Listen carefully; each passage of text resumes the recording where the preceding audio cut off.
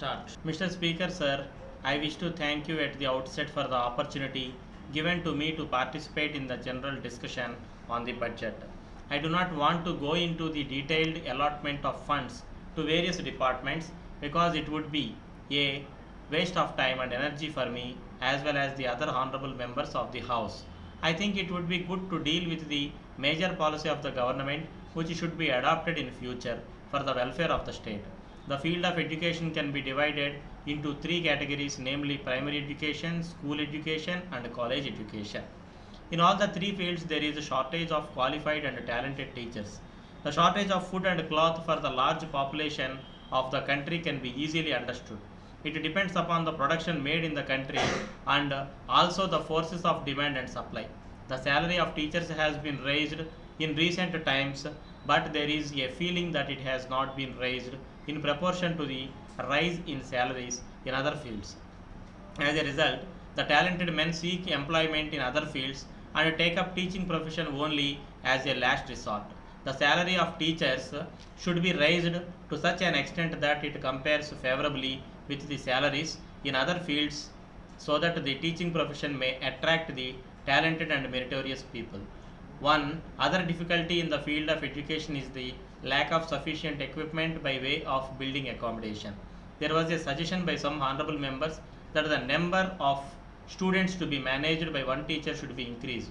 I am of the opinion that the better course would be to introduce the shift system so that another shift of boys might also receive education without the necessity for construction of additional buildings. I find this shift system works successfully in certain institutions in the state. If the shift system is introduced in all the educational institutions as a matter of principle, the lack of sufficient accommodation can be solved to a very great extent. The government should come forward to take a bold decision in the matter. As the honorable members are aware, our country is mostly an agricultural country. Most of the population depend on agriculture for their living. Water is required for success in agriculture. The government should provide dependable irrigation facilities to the farmers. They cannot depend upon the monsoon to a great extent for commencing their agricultural operations. If the farmers are given liberal assistance, they may be able to dig bore wells which will supply them water without fail.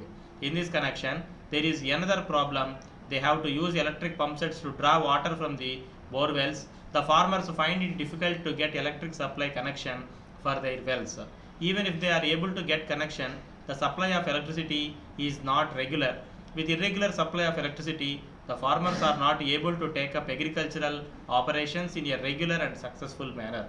This naturally takes me to the functioning of the electricity board. Of course, all the honorable members will agree with me when I congratulate the board on their achievements. I do not see any reason why anybody should find fault with them for not having made use of the resources available.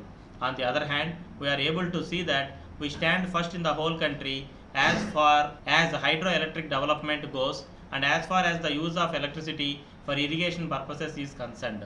There is also a sizable increase in the total number of consumers. We stand second in the whole country in generation of power. In the circumstances, I thought that everyone would be glad to congratulate the board on their great achievements. The expansion of power has been greatly responsible for the lift irrigation in villages. At present, we cannot think of life without electricity. We are all aware that it is not merely the luxury of the rich but the necessity of every citizen. There can be no life without electric light or fan for even middle class people in the country as a whole. I have no doubt that we can be proud of our achievement in the rural electrification scheme. I am only sorry to state that it has not been possible for us to achieve the provision of uninterrupted power supply. I therefore want to stress that the board should take necessary steps to strengthen the transformers so that the continuous supply of electricity may be ensured to the extent possible.